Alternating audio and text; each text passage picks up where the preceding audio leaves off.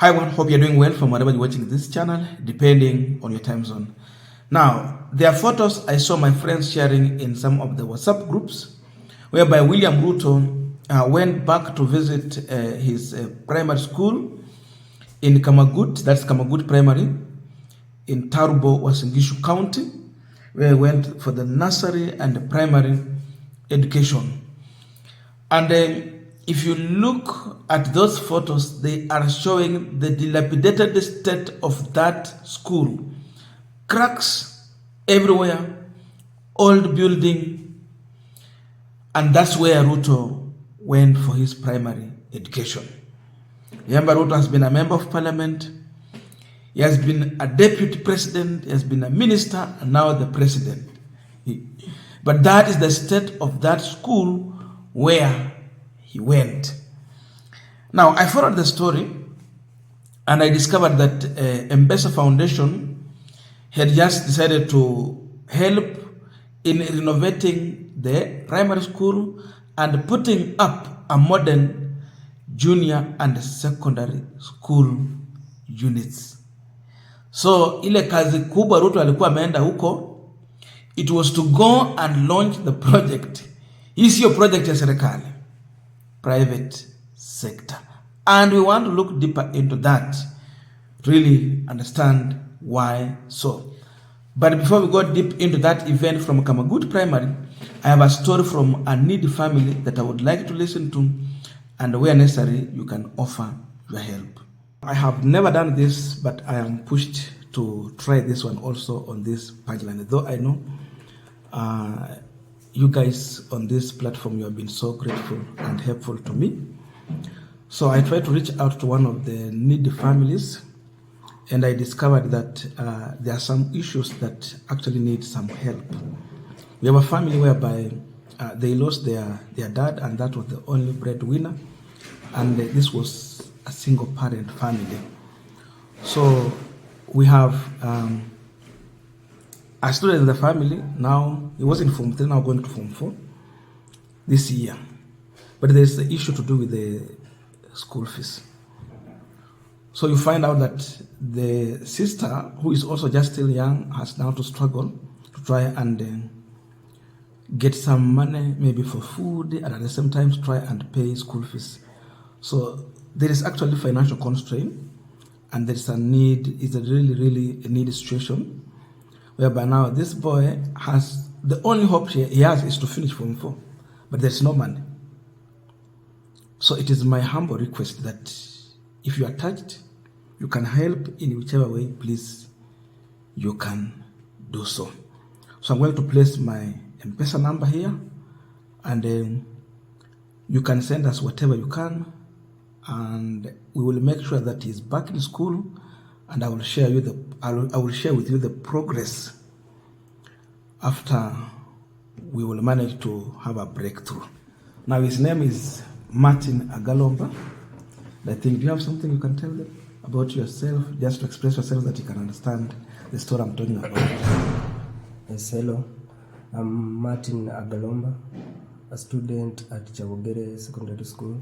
I'm going at Form 4 this year. My humble request to you is just to help me, because I lost my dad and he was the one in need to take care of me. Now I have my sister, but he's jobless, just hustling to get me money and basic needs. I just wish you can help. Now, if you look at him and you look at the sister, the difference is just small. So you can imagine the sister is the one now to struggle as a breadwinner of the family, and at the same time try to get something to make sure that he's going to school. So whichever amount small she will get, and just trying to talk with the principal in school, that's how they have been surviving. But that is the situation. So, yeah. Okay. Hi guys, I'm Sheila. I just need your help to support my brother. I'm jobless, but I know God will do it. Amen. So the schools are opening on Wednesday, and he's going to Form 4, as I had said earlier. And for him to get the best support ever, is just to be in the boarding section, because now imagine back home struggling to have the maybe power for study, at the same time the issue to do now managing to have basic needs at home. It is also a challenge. So he is in a Chavogere secondary school. They have boarding and day section. So with the boarding section, you need to have like 40,000 to finish a year. That is 3 terms. In that way, he'll have closed the issue to do with the school fees. So with for any help, you can reach out to me on 07 08 34 00 92. 07 08 34 00 92. I will make sure that whatever we get, I shout the figures and we get to the school and pay clear and let him be in school. It is my hope and my prayer. So please, if you are touched with this story, just help us. Now, the photos that I shared earlier, none of them is on William Ruto's either Facebook page, X, or any social media that he is handling. But Kenyans have shared those photos. That is the reality of things in Kamagut Primary. And this is what Ruto posted on his Facebook. We laud the M-Pesa Foundation for its generous support towards the renovation of the Kamagut Primary and the construction of junior and senior schools. The redevelopment of the institute will present to our children a superior environment to learn and perform better. We urge other corporates to step forward and supplement the government's effort in such worthy cases. It was nostalgic going back to my former primary school and meeting my nursery teacher, as well laid the foundation stone for the construction of a modern school. Mwalimu, how are you? Very good, very good, very good. Bwana Ndirangu. Allah, asante sana. Mungu ni mkubwa. Mungu ni mkubwa. Ndirangu was our head teacher. Tutaishi milele. Tunafanya mboga.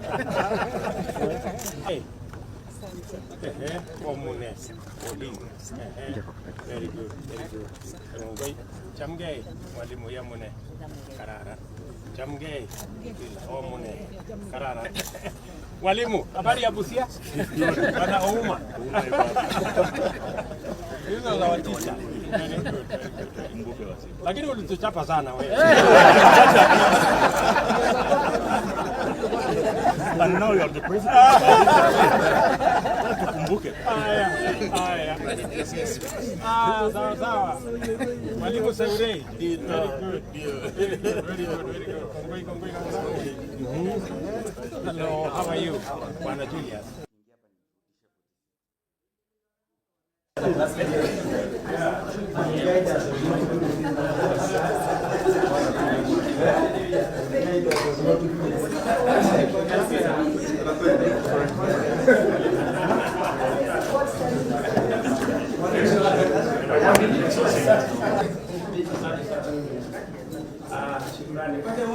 Ule mwalimu wetu mwingine anaitwa Mwangi.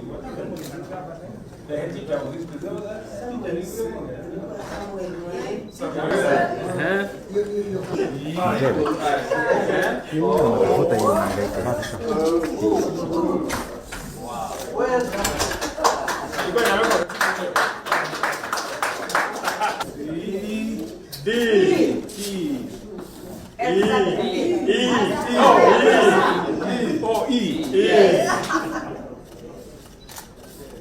Another clap for the students. Now imagine you are a president, a former deputy president, a former minister, former member of parliament. And this is a school where you went for your nursery, you went for your primary education, and it is still in that very sad state. But you have managed to achieve all those positions in power, where you have control of power, Ruto at one point was Minister for Education. But that is the state of the Kamagut primary. There was CDF, then we have NGCDF,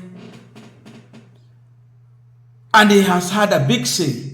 But that is the story of a school where he went to. As a deputy president, he had a lot of privileges. He had friends. There was money. There is a lot Ruto could have done if he was really focused to help that school to develop, because it is carrying the history. It has waited until when is the president now? When he's thinking of going to that school to launch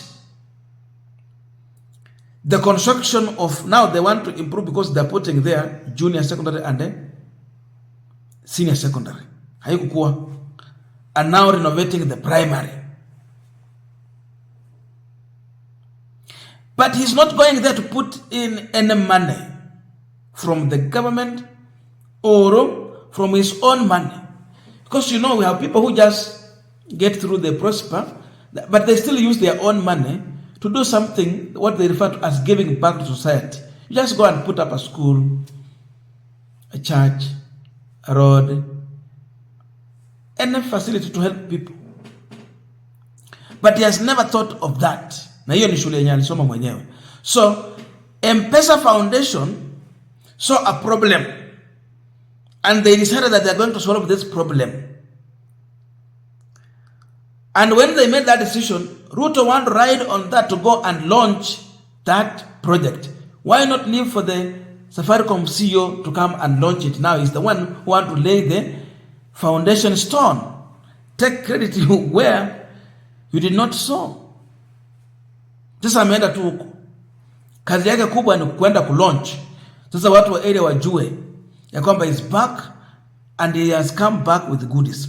But above all, there is also something here. Why or what encouraged Safaricom Foundation to go and launch that project? Maybe Ruto reached out to them and put a request. Now that he's the president, there are other most needy areas that you can take these resources to, but you have no option. You have to work with the president. Unapeleka huko. But above all, even we see the school is in need. Wanahitaji. Lakini walikuwa na mtu ambaye angefanya haya mambo bila, ni sawa na kwenda kule Mlulu kwa kina Mdavadi upate shule inakaa tuko. Kula alitoka. Ama kula alisomea siku nyingine. It's something that you just have to work on through friends and your own resources, because you have the capacity, you are capable of doing so. What is wrong with giving back to the society? Nothing wrong. But that is the sad state of a school that Ruto went to, and now the change is coming when a private company saw a problem and they have come to solve a problem that Ruto saw, but he never offered a solution to it until someone from elsewhere is coming to sort out. Then Ruto want to come and ride on that, anasema ana launch. Hata kwake nyumbani hamuna maendeleo. Ile maendeleo kubwa Ruto anajua ili maendeleo ya handout, kugawia watu chakula kwake, that kugawa branded food kwake nyumbani. When he bring huge crowd together, then offer some handouts and food to them, that's when he feel he has done something. But not such kind of things like putting up a structure that will be remembered for many, many years. Hiyo ndio uongozi wa watu wa Kenya kwanza. I think we are lost. This is the worst. It should have never happened in this way. Tumepotea.